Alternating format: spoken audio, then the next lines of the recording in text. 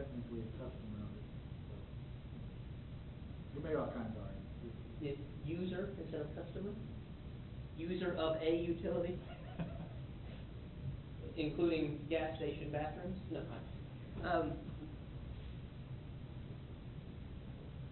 So, don't care, A, all. You have to be the. It's still you have to be three, so you have to be the tiebreaker. Are you abstaining then, essentially? No, I mean, it's not a vote, so. No, I'm okay either way, so whichever, I mean, if it's 2-1, then we go the, you know. I think. I'm abstaining, I guess. I think we go with A for the reason that they already have skin in the game at that point.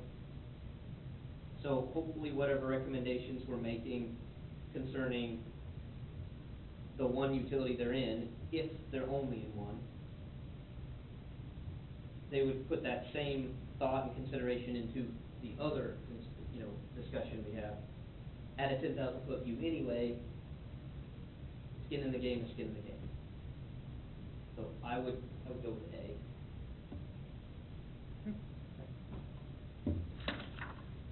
Any other discussion? Oh, good. We're going to go to business item number 2.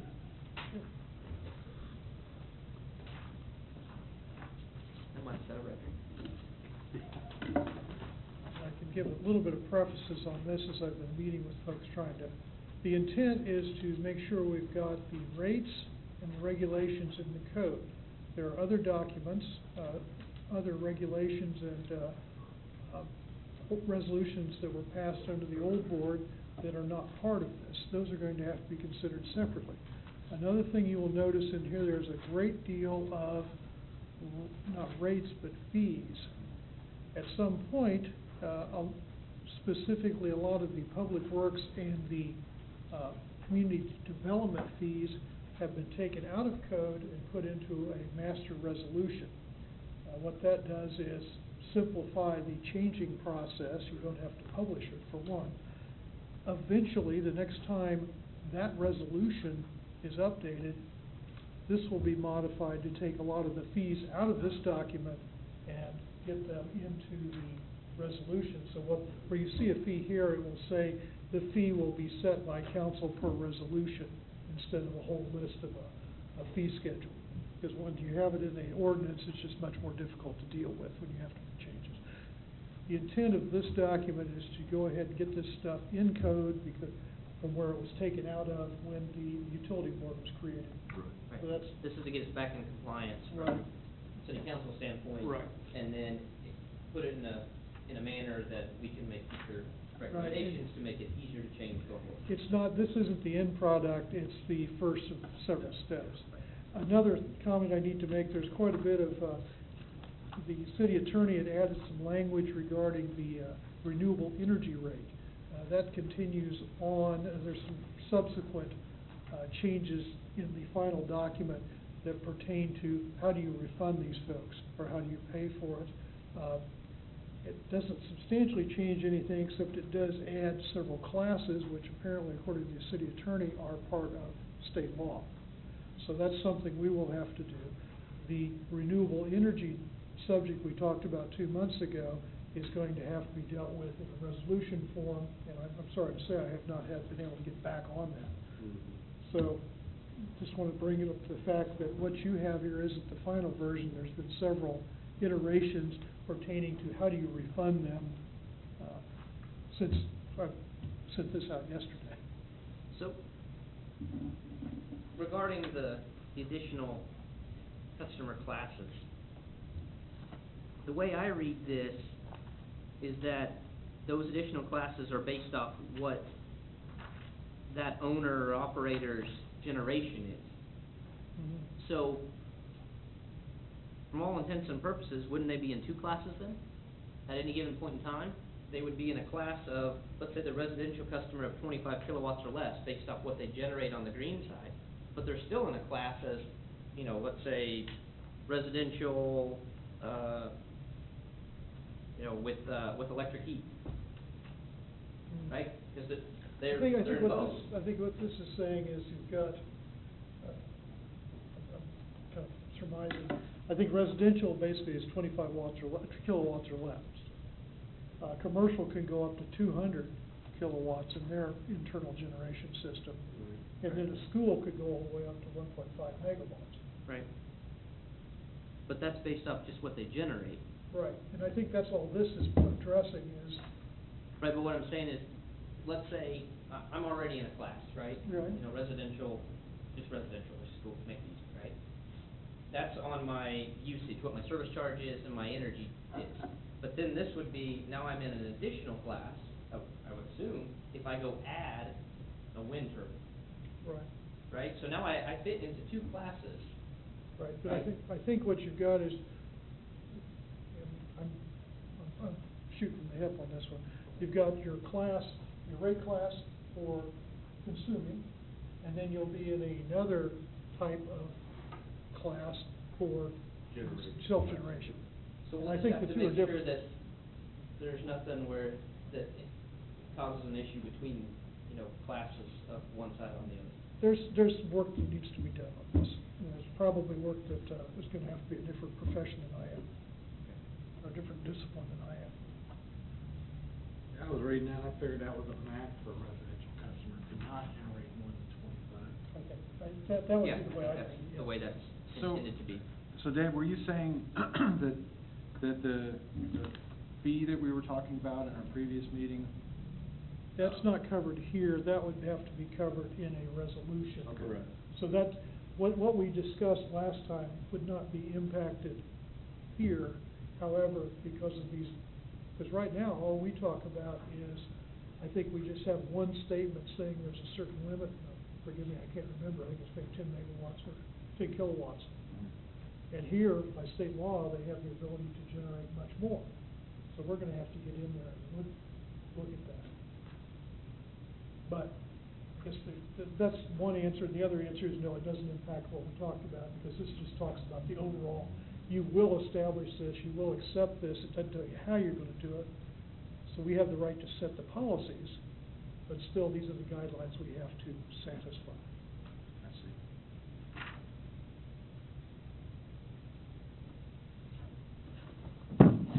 So, did you give us a reason for why it would be a resolution and not documented in an ordinance? Once again, The step process. yeah, it's resolutions are much more, are Much more fluid?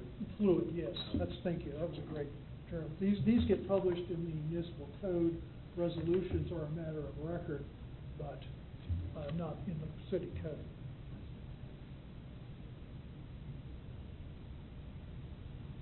Maybe it's just the redlining or what, but in that same area with the renewable energy, at the very bottom of the page, where it says the customer generator should be fairly and equitably compensated, so on forth, it talks about how they'll be provided compensation on a monthly basis. Right. Okay, and that makes perfect sense. But then, it says, such compensation shall be recalculated and updated on April 1st of each year at the rate of, it goes into what that rate is, how it's calculated, and then it says at the very end, as provided for in the interconnection agreement, the electric utility may credit such compensation to the customer's account or pay such compensation to the customer at least annually, or when the total compensation due equals 25 or more.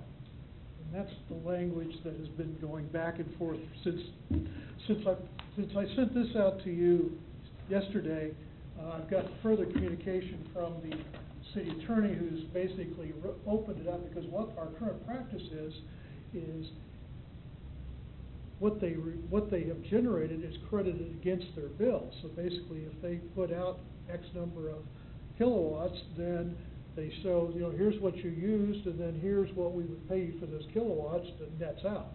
Right. And the language that the city attorney has come up with since this document went out allows that. So it says we can do this, it's a permissive, but it doesn't prohibit us from continuing our current practice of crediting that on a monthly basis. As long as it's $25 or more. Well, and that's. Or are they saying you could do it monthly, but You can basically, do it annually as long as it's at least 25 the cents. intent is to make sure that our current practice is not prohibited. Because the desire of the city is to continue to do it on a monthly basis. That'd be And great. not worry about whether it's $2 or $25. Right. Well, that'd be ideal because, you know,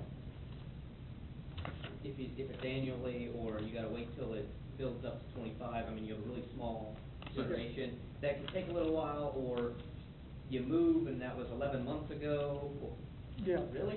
Why am I getting a check now? So The language that is in the current document takes care of that issue and allows us to continue this. So, there are 3 bases for when a customer will be paid this compensation.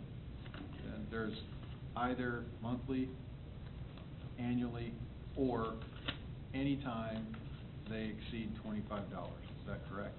I keep scrambling around Well, looking at for the least, piece of paper I printed at least off. annually would, you know, means the monthly covers it, but I just wanna make sure it wasn't an exclusive condition for the 25.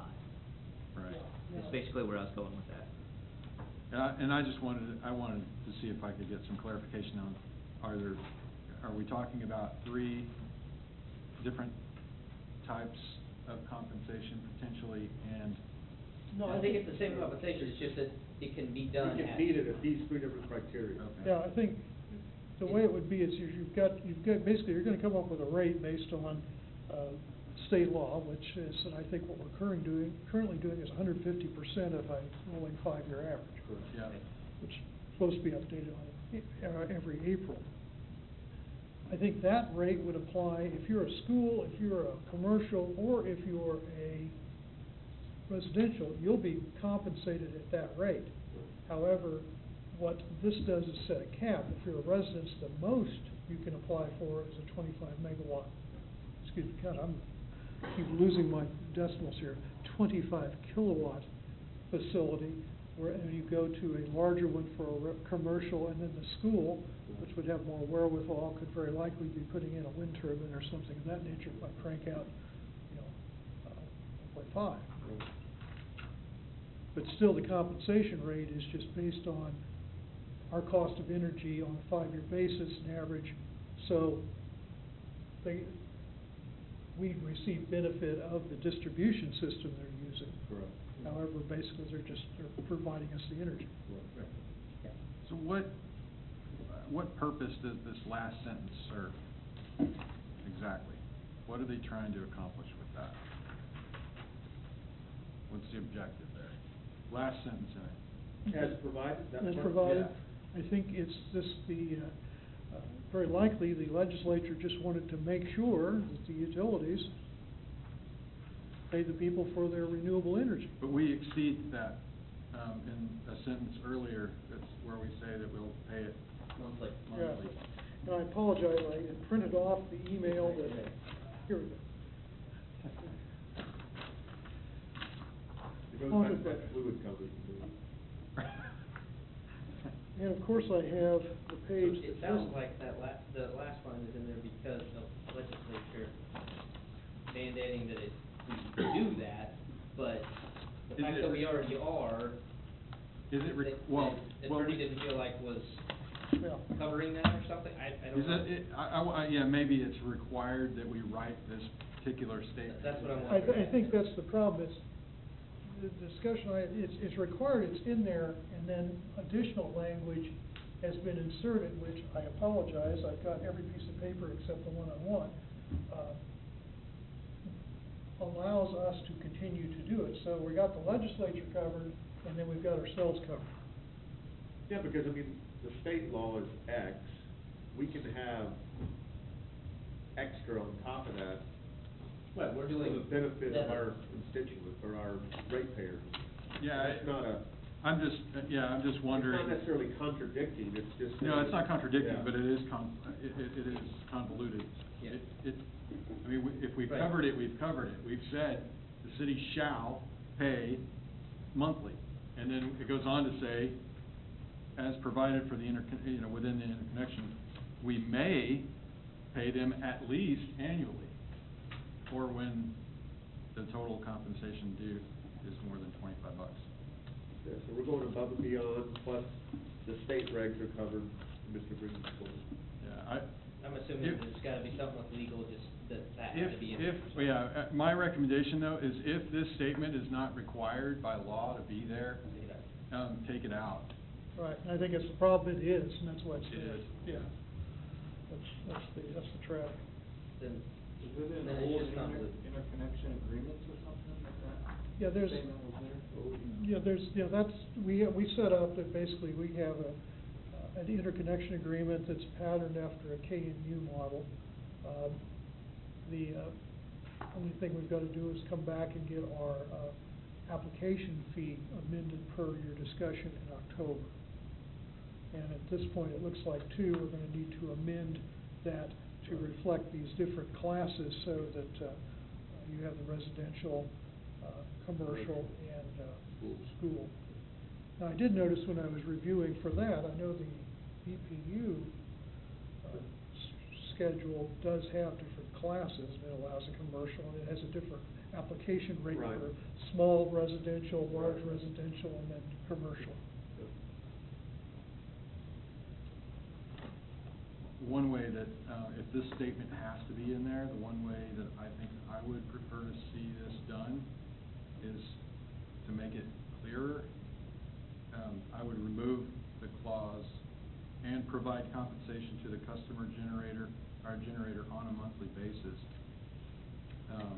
I would remove it from where it currently is in that paragraph and put it after this, as provided in the connection agreement, and make it clearer that,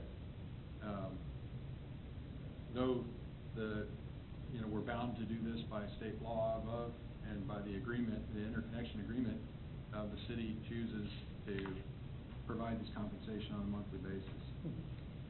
I'm going to ask that, Jeannie email you the final language on this. As I say, I do apologize, I had it in my possession, at least in my office, but somehow it's not with me now, or not recoverable now. So we can take a look at it. I think this board's got good points, but let's look at what the final Yeah. fluid version is before we get too excited. Yeah. So, here's something that I noticed before, and I'm not sure what's trying to be achieved here. So, power cost adjustment, PCA, Mm-hmm. so, we all have that already, it's already on your bill. Correct. It's fluid, it goes up and down, right, it's already calculated by the software. So, this says it'll be recalculated, and when a new base rate is calculated, the old rate will be adjusted in equal increments over a 12-month period until it equals the new rate. In other words, you're gonna step them up. Well, now you're stepping up, let's say you stair step here, now you're gonna stair step that over 12 months. But then you would've had, let's say you recalculated it a month later. Right. Now you gotta shove that out. And then you got another one, and all you're doing is delaying everything by at least a year, potentially more. So you're gonna be lagging collection. The utility will always be not seeing the true potential of the PCA, because the PCA should be showing what it's like a weather normalization type of adjustment. So the fact that it's over 12 months, or 12 months, is okay because you're taking an average essentially. But if you delay implementing it for 12, or not implementing, but adjusting it completely, now all those bills are skewed compared to what they are now. Right? Right now, if you had all of 2013 and it's January of 2014 and it's recalculated, boom, you've got a new number. February, you got a new number. March, you got a new number, right? I think that's, Right. As far as I know, that's the way it's it a works. rolling 12 months. Right, it's a rolling 12 months, So every right? 12 months it adjusts based on the previous. every Right. month, the price on the PCA. But the way that reads is, once you make that adjustment, so it's February, you make an adjustment based off the previous 12 months, you lost the previous year's January. Now, if that rate changed by, I mean, it's such a small number anyway, but a cent, now you gotta take and divide that cent by 12 and apply it over the next 12 months. Instead of just saying the rate went up by a cent for that 1 month, you know, and then it's gonna get averaged again, and it keeps rolling. Mhm. So I'm trying to figure out why that was added, or where that came from. Well, I'd have to, 'Cause, I mean, if it's based off a rolling 12 months, what's with the grading? I apologize, I can't really answer that. My understanding was this was basically lifted out of the one you all had come up with. The only difference was the last sentence needed to be changed where you're not making recommendations on a monthly basis. It's going to be changed where you're gonna make recommendations when the base rate is changed. Right. Another change, I apologize for not bringing that up. So I'm going to ask that Jeannie email you the final language for this one too. Well, I guess that's the other thing, it doesn't specify when the base rate is calculated. Right now, it's over that rolling 12 months. No, the base rate is established when you redo the rates. Correct. So once you have a That's right, rate, yes. then you have your power cost, that's your base power cost. That's what you index off of Right. until you come up with a new rate structure. Right. So that's set for, Right. until change. And then the only difference is that variance above and below. So what they're really probably trying to get is that if you change the rate, that we don't hit somebody hard with the rate change itself. Yeah, because it says when a new base rate is calculated. So that's the change that Mr. Green's talking about. Right, but I mean, it's under the PCA, and it's saying Mm-hmm. the old rate will be adjustable, that old rate could be the PCA. Because conceivably, let's say you go and you have, well, one of two things, probably more than likely, was when you adjust the rate, the assumption would be, very likely, you're going to increase that base rate. Right. And then all of a sudden, the variance from the base rate's going to become very large, and all of a sudden, you're going to start having a much smaller PCA. Right. Which could skew things. Right, so it seems like some of this language is going back and forth in that paragraph, Mhm. where you're talking about the base rate, but then, you know, right before that, you're talking about the PCA on how it's calculated. Then we say when a new base rate is calculated, the old rate will be adjusted. I assume they're talking about the base rate in that line over the 12 months, but it doesn't specify that it doesn't include the PCA. And then it shall make a recommendation to set the monthly power cost adjustment. Well, And that's it doesn't say changing. that we don't make a recommendation on the base rate. We And should. that's changed, that's being, I know in the meeting I sat in on yesterday, I guess it was yesterday, or 2 days ago, I don't remember. Amy Foster was in it, she's the one that knows this like the back of her hand, and I think her biggest concern was that last sentence where they're not going to recommend on a monthly basis.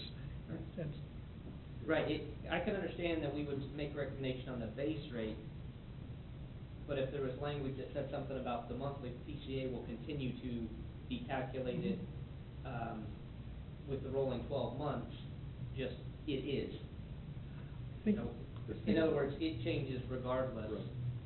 We change the base rate, and then we always have the option to adjust the PCA, like when we reset it Right. 3 I years think- ago, or 2.5 years, whatever it was. I think the best I can offer is to make sure maybe Amy can look at this and confirm to you all that, yes, this matches what we already got, or not. That's fair. I think that'd be, Yeah, because that's I fair. unfortunately can't, I'm not an expert in this at all. Okay. That was, I just wanted to make sure we were. Sure, no, appreciate it. Further discussion? Any? On this right here, can I ask you a question, Dan? Yes, sir, On the, primary and secondary electric service within a subdivision, yes. I see they got in here, city shall install the primary and secondary conductors, which we do, and it says conduit, which we don't put any conduit in, or the secondary pedestal. Okay, okay.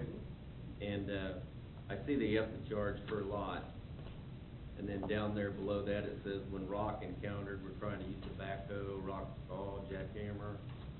Still got the old rock charge in there. But we You don't, don't do it. we don't install any of that, I mean, we have the developer install all the conduit Right. and the pedestals and the cabinets and the transformer pads. All we do is come in there and pull the wire and set the transformer. Okay, could I ask you to get with Jeannie tomorrow, Mhm. get that corrected? Appreciate it. Please, thank you. You bet. Bruce, that was great. Speak up if you have something to say. on Yeah. Those type of things. I just know we don't wanna get back into that way we No. used to do it, put it in ourselves, because. That's not the it- intent of this. It's not good. The intent is not to go back to the old way. No, not at all. It was too long of a fight to get out of that. Yeah. Thank you, get with her and, That's the Thank bad you thing very about much. when you're messing with documentation. Some of the things have evolved, not been reflected, then we're like, oh, it's the same as what we do now, here you go, Yeah. and it's not. yes. Yeah. Well, that's how the rock charge disappeared many years ago, is, there was a revision, and of course, your standard language of amended ordinances, anything not in conformance is hereby repealed. Right. Well, there's a bunch of clauses that just vanished because of that issue, so take a look, That's great. review that whole thing, and then if you can get with Jeannie tomorrow, I'd Yeah, I'll just appreciate take it. our standards I got at the office and take them in there and show them to her and show her exactly. You guys may, you have to sit down and work on that. Yeah. That'll be great, thank you. Mhm.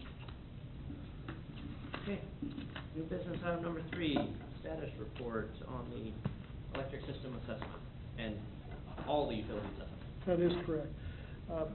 Just an update on this, one of the tasks that was assigned to me when I walked in the door was to get one for the electric.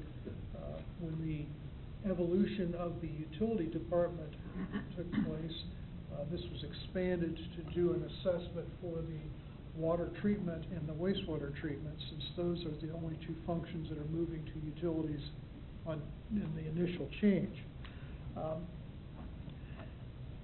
The scope, the whole purpose of this is to get a consultant that does this all the time, look at our operation, tell us what we're doing right, tell us what we could do better, and give us recommendations how to do it.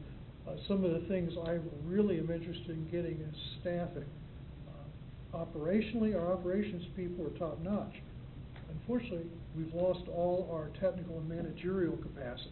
Mhm. And, other than field supervision, no insult intended, but as far as being able to plan, Right. being able to, prepare for the meetings, I mean, we just don't have the administrative and managerial staff to really pull it off, or technical staff. These are things I want, and it also helps to have a consultant make that statement instead of staff. Right. Right, yeah, independent third party. But, Brian Faust and I got together, we had a pattern for this type of study, which we co-opted and created our own request for qualifications. I got mine out first and sent it to Burns and McDonnell, Lutz, Daly and Brain, and HDR. All responded. Brian and I reviewed it and selected Burns and Mac because they just have utility after utility. I mean, they do this as a matter of course, because a lot of their utilities, part of their bond requirements are that a periodic assessment is conducted of their facilities. So Burns and Mac started early November. We are scheduled now, they've been out for data gathering. They've taken a tour of our system. We furnished them one lines of our substations. We had one of their electrical folks go out and tour those. They're planning on getting their draft report in the middle of January. Water and wastewater, I noted Burns and Mac, Olson and GBA were requested to submit for the water and the wastewater studies. Brian and I once again reviewed them. Burns and Mac once again hit it hands down because they just, project after project. Their contract was just signed this week, so they're running behind. The schedule I put in this was, the original plan was several weeks ago, was to present the water and wastewater study to this body in January, followed up with a presentation to the City Council. It was January 15th, City Council on the 20th. Right. The electric would come in February 5th, and then would go to city council on February 16th. With the delay on the water wastewater side, I asked the electric folks, is there any way you can move yours up and make your presentation in January? And they said, well, at this point, we will not be ready because we won't have our draft. We'll get our draft to you, you won't have time to make changes or reviews before we get to you. So what I've recommended, and haven't gotten concurrence yet, is we just go in with all three studies on the presentation to you on February 5th, and then go to city council on February 16th. Regardless if they were piecemeal or together to us, probably isn't the end of the world, we could digest them independently. Yeah. But, I think it's a good idea that they go to city council at the same time, because then they get to hear where all the utilities are at one point, instead of focusing on X instead of Y. So, that sounds great. But I haven't got confirmation on that, but that was kind of when we get into our adjusting schedule, that was kind of some of the considerations that were going into that was, well, number one, January, we'll talk about that when the time comes. At this point, I'm kind of excited about these studies. I think they're going to give us some great data. I think they're going to provide the city and staff with good recommendations on what do we need to beef up, what do we need to change, do we need to change our training, do we need to add training, do we need to add staff here, how's your equipment, what operations do you have that you need to improve. I think that'll be a great document. I think it's gonna affirm much of what our operational team has said, perhaps some of these gentlemen up here. Well, And to your point, when it's a consultant telling you, it's, short of the mouth of God, so it seems to work. Yeah. One, it would be, it's a great baseline document to work from. No, I mean, absolutely. in all aspects, not just, here's what you have for building and storage and, capacity and, all over. Absolutely. So, that's great for us for our long-term planning. We'll now know where we actually sit instead of assuming where we sit on a lot of things. So I'm looking forward to it. Mine too. But that's kind of where we are, just to let you know it's going and who's doing the work and kind of what the status is. Thanks.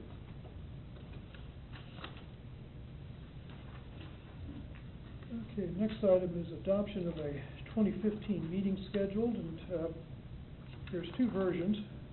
One stays on the first Monday of the month, except for January, which is moved to January 15th, which is the first available Thursday following the first. The other one moves to Thursdays, with the exception of February, because the third Thursday in February is not available. Second Thursdays aren't available, so it's either, the choice for this board is the first or the third. I remember one discussion, possibly it was Lance that brought this up, was it'd be nice, or possibly you, Mr. Baldwin, had mentioned it'd be nice if it came later in the month. Right. So instead of dealing with financials from the previous month, we'd just be working, or 2 months back, we'd be working with more current financials. Well, I guess I'll throw out a couple things here. One,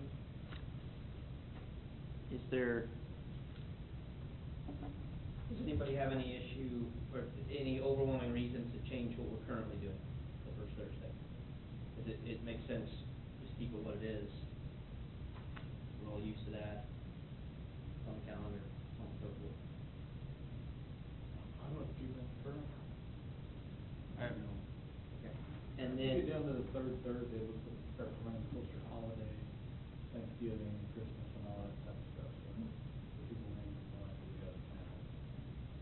and then, I'm just gonna throw this out there, is there, and maybe it's you, Mr. Green, but is there any reason that we wouldn't wanna do the first if possible? I mean, surely you've sobered up by 7 o'clock that night, right?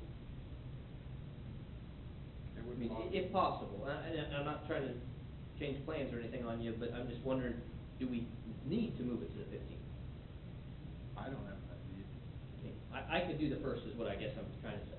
I can also. If the group. It is a city holiday, and this building's closed, and There you go, cool, that right there is Tuesday. Mhm. Okay, never mind.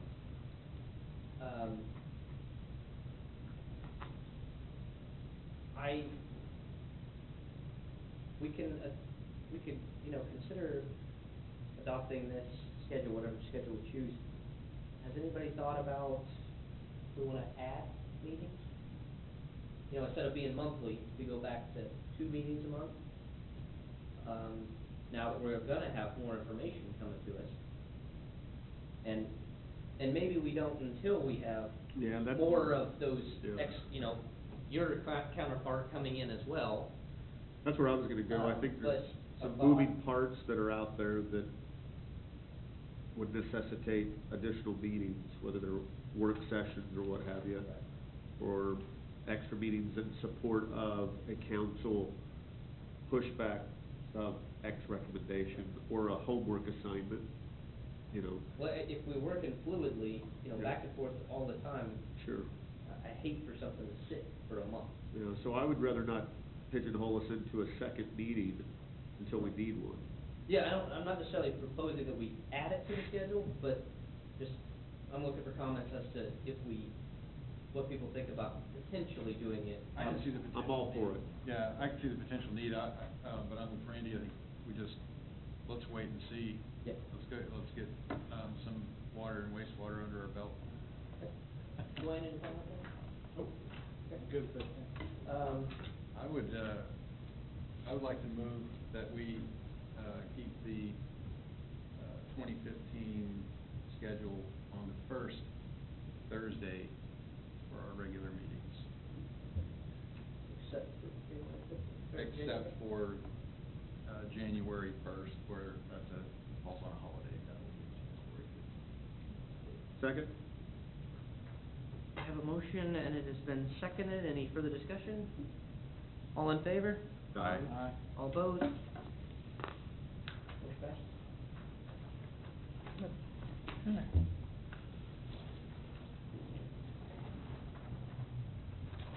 Well, we're going to resort to very high tech. Since we lost our map of each building.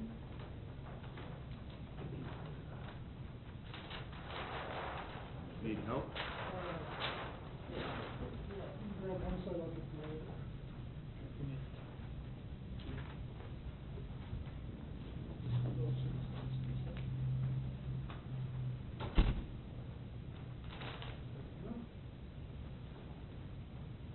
We lost a couple there, just for a minute. Yeah, unfortunately, Mark Sullivan left us, 6 weeks ago, he was our mapper.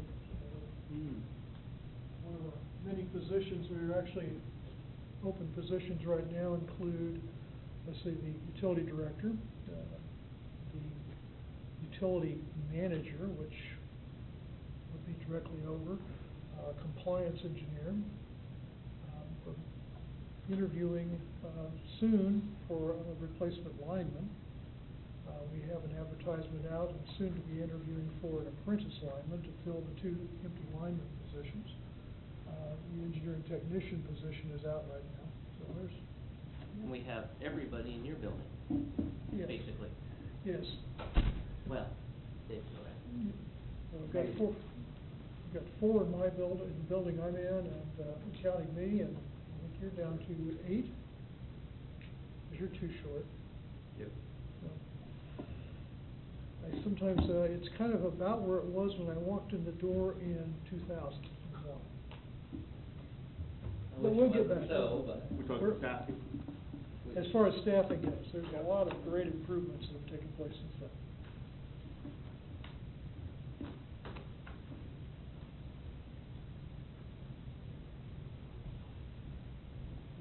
Tree trimming program, you all are probably much more familiar with it than I am, but, the map shows, what we have done in the past up to 2013 is the actual. The handwritten blue is what was done this year, and the pink is what is being proposed for next year.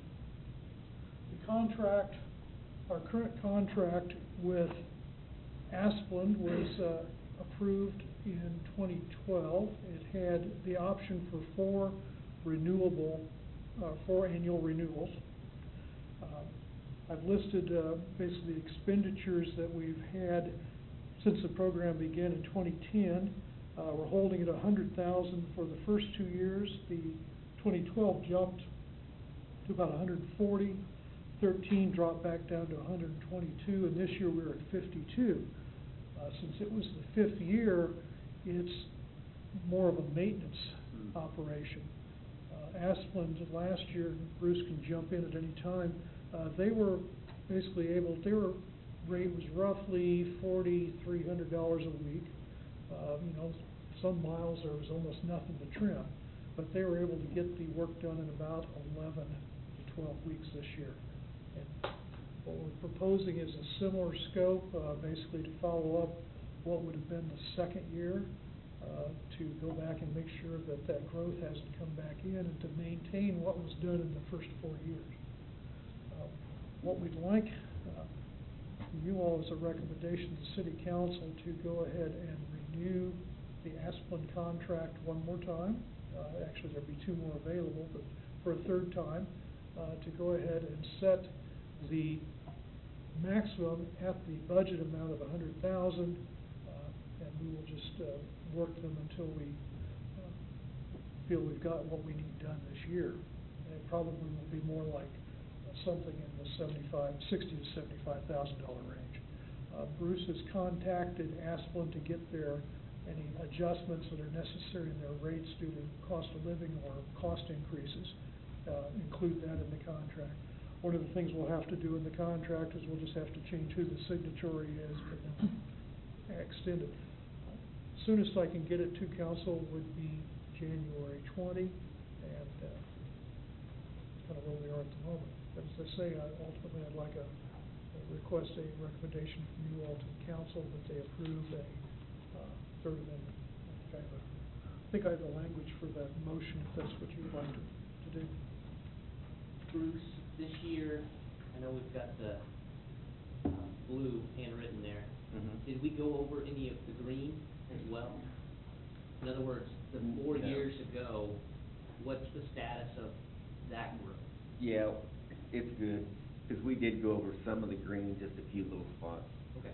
And then the pink that's proposed for next year, the 2011 Asplund, are we worried about any of it, or are we going to have to take a look at it type of thing? In other words, I don't want to forget about where we were 4 years ago, so that we can.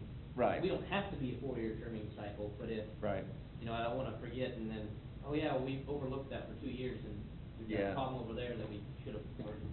No, everybody's pretty much off on it. I mean, everybody talks at the shop, what needs to be done, and basically, everything looks pretty good right now. Great. We're in pretty good shape. That's good to hear. So maybe I'm playing devil's advocate, and I was a part of these $100,000 conversations, you know, several years ago, and I think it was a fabulous idea to get the city's trees in line. But I can hear council asking, okay, we've spent $500,000, let me rephrase that. We've budgeted $500,000 over 5 years. I don't know what actuals are. I mean, I see them, but I haven't added them up. 20-ish. Okay, so we're about 20 grand over. But now that we've got, and this is an operational question, and I'm a big self-performing kind of guy in my field of facility management, but now that we've got that baseline and we have those trees in line, if you will, what is the thought of investing half of those dollars in self-performing that? Now, I know we were just talking about, you know, we're really lean on staff, whether it's operational or administrative or what have you. So I know that's kind of a stick in the eye, and I don't mean it to sound that way, but I'm just wondering if we couldn't invest that, have some equipment beyond just chainsaws, but, you know, a chipper, bucket truck. I know we've got some of those already, some training, you know, highline training, safety training, fall protection, etc., and self-perform that for the next 5 years or X period of time, and see if we couldn't, you know, bring some savings to that budget line item. What's your operational thought on that? I doubt if anybody will learn to side of it, you know, climbing trees and, you know, 'cause you gotta tether off and ropes and all that stuff. And them guys are trained to do that, and a lot of our old stuff, they gotta get back in there and climb them big trees and trim them out and. Okay. Well, you know, I was just playing devil's advocate. 'Cause Yeah, I can and hear we're- that coming up. Yeah, and we're just so busy too, it's hard. I mean, you could do it with, we used to do that a long time I ago. know. We had a chipper. Right. But then all of a sudden, you know, we didn't have enough guys and Right. we're putting cable in the ground, we're doing all this. Yeah, you had to realign your priorities. Yeah, next thing you know, it's like, Okay. couldn't handle it. I think another way to look at it too is you basically pull one of your line crews, Absolutely. three off. Yep. And instead of, right now, when they're not doing maintenance or responding to emergencies, they're out building new line. Correct. Yeah. So instead of doing the maintenance and quit building line, they'd be out trimming trees. Whereas it is a specialty and it's probably best to let the specialist do that.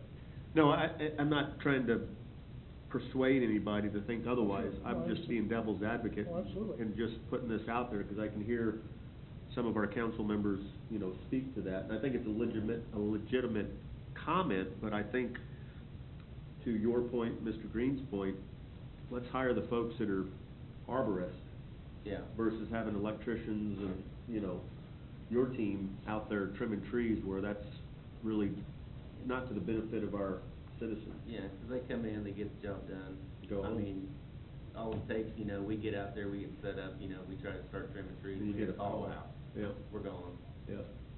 I think that was excellent to bring up. Well, thank you, Mark. No, I mean, that's exactly the type of thinking we should be doing. And it's not so much because you brought it up, it's because now there's been some input, because let's say we approve what's listed here, the 100,000.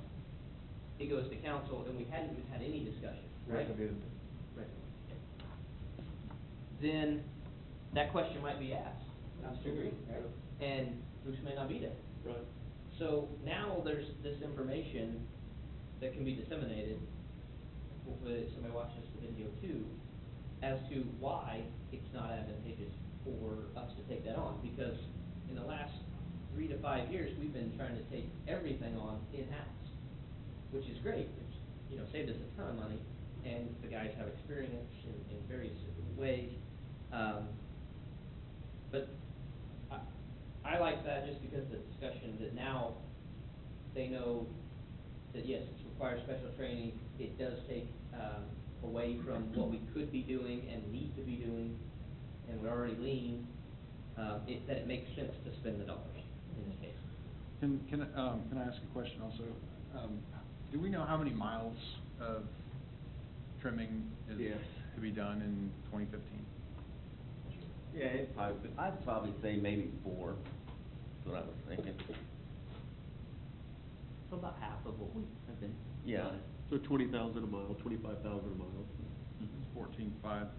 Because we kinda already went through our cycle, and now everything looks good, but the key thing is Maintenance. keep going. Right. If you don't keep going, it's gonna get out of hand again, then you're gonna be Right back. right back. That's about- And you've got bigger issues if it gets $58,000. back. Mhm. Yeah. What's that? That would be in line with, yeah. Should cost about, well, it costs about $14,500 per mile, or $2.75 per foot. How much a branch? I don't know, but if, at that rate, 4 miles would be about 58 grand. Yeah. Which would be in line with what we're seeing here. So, I'd recommend, yep. Go ahead, Lee. I'll make a motion to recommend, or approve the recommendation of City Council to approve,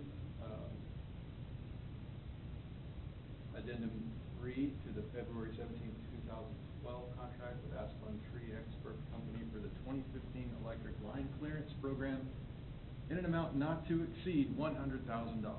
Second? it's been moved and seconded. Any further discussion? All in favor? Aye. All Aye. opposed? Passes. Moving right along. Okay, budget.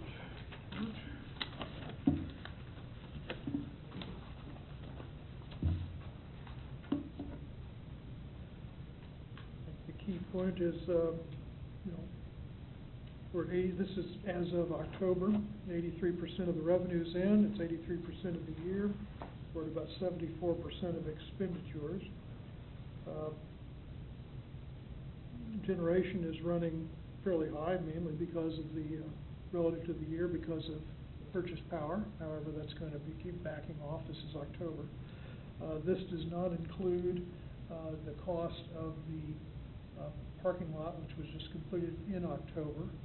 Payment didn't go out until November, so it wouldn't show up on this. But pretty much tracking what we need to be.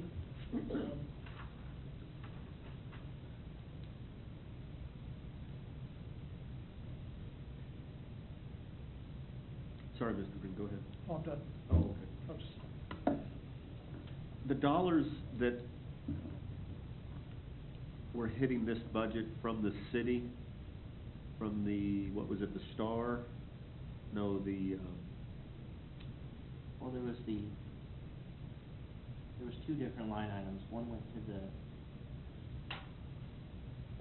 there were about 100,000. General fund. Yeah, general fund, and then the, it was 200,000 Yeah. over 2 years, like correct. that. Are we not in the second year of that?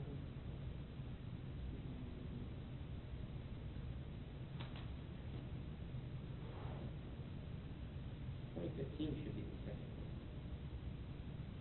Yes, I don't know, that's why I'm asking the question. I think so. I think It was the 2014 was refunds the first or what time have that you. got hit. Right. Yes, 2015 should have another hit.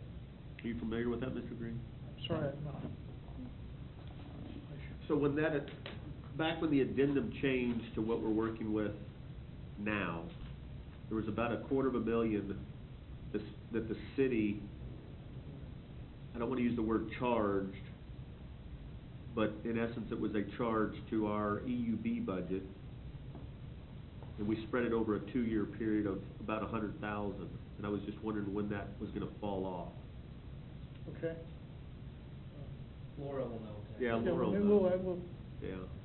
we'll go with Laura. Because I don't see it reflected in these numbers, or maybe I'm just mistaken and it's actually there, but if you'll just ask Laura for clarification, she'll, Okay. Yeah, she'll know for sure. We'll get you an answer.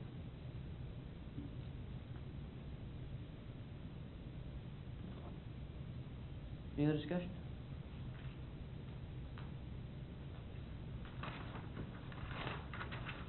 New business item number 7. Outage reports, it's, Cindy was able to get back on and update the outage report after Amy left. This fell by the wayside until we could get our staffing back. I think the key thing, and one thing to look at, is it says list of problems this year. We've had, of our outages, we've had only 2 due to trees. Once again, that's proof positive that our tree trimming is paying off. Not to beat a dead horse, but you know, there's at least 3 of us that were on staff, Bruce, myself, and Dave, when the ice storm hit in 2002. And, oh, yeah. that was the result of not having a robust tree trimming program. It was also a crash course in electric distribution for a newly arrived civil engineer. Once we wage war on squirrels, we'll be set. I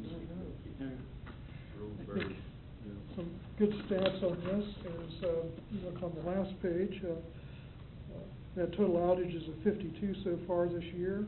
Average outage time has been a minute, or an hour and 5 minutes. During the workday, it's 35 minutes.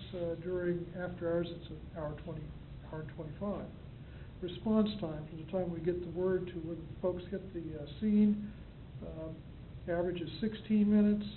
During the workday, we'll get there with 11 minutes, and after hours, we're getting there in 19 minutes. So it shows our system is working and working well. I'm getting in the weeds, and I didn't ask this question earlier for you to prepare, so I don't have an expectation of answers, but if we wanted to show an ROI on the tree trimming, 100,000, 50,000, whatever that might be, as compared to this report, would there be a opportunity to do that? I think the challenge, Bruce, jump in. I think the challenge might be our record keeping before we had a robust program may not be such we'd be able to make any, we probably wouldn't be able to get this good at data.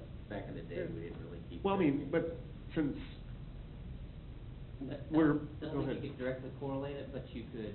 You can go back make at the least 2 assumption years, that- wouldn't you? That, yeah, it dropped off, but I don't think you have numbers Hmm. for the drop off, what the amplitude of it was, you just know that it did drop. Sure, okay.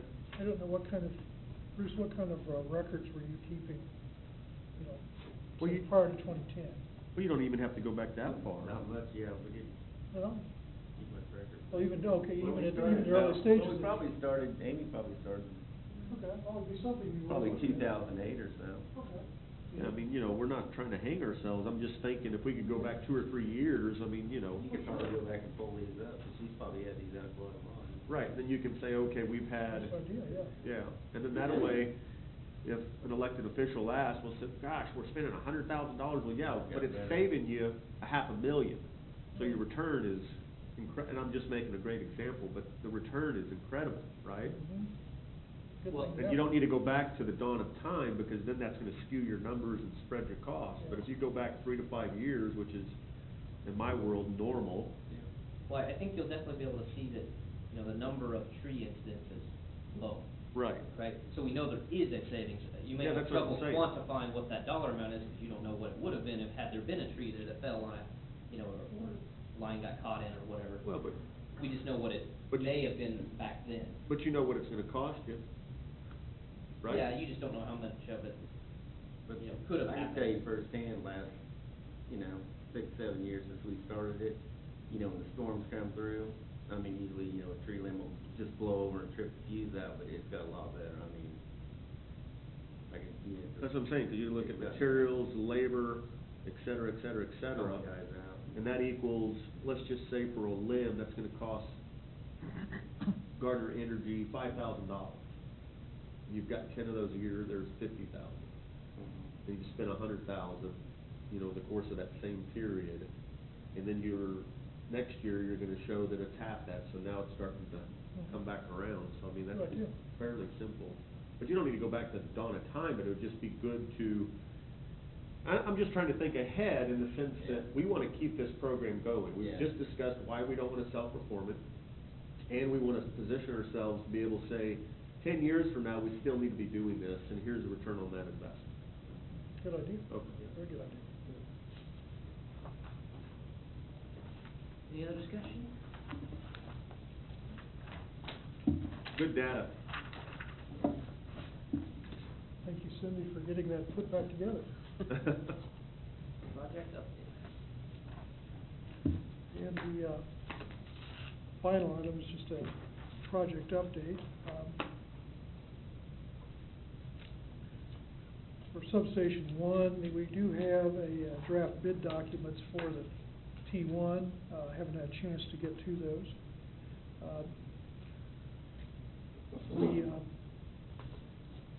The bus duct that we talked about last time, our staff took it back to the Eaton manufacturing facility in Omaha on November 3rd. We agreed on a price of $5,110 since we were involved in the measuring. We couldn't pretty much wash our hands. This is where it was too short. Yeah, well, actually, it's too long. But anyway, it's getting adjusted. We've got a change order through for $5,110 for the adjustment. Started off at $10,000. We said, no, wait a minute, and dropped down to $5,110. There's another change order for it that's in the project. It's like $582 for some additional potential transformers we needed. So the total cost of the switchgear and bus duct upgrade has gone to $129,900, started at $124,300. Bottom line, we're waiting for Eaton to call us and tell us to come pick it up. We left our trailer up there, so it'll be strapped on and brought back. Bruce's crew will reinstall it, and once it's reinstalled, the Eaton engineer will come and make final testing, and then at that point we can proceed with energizing.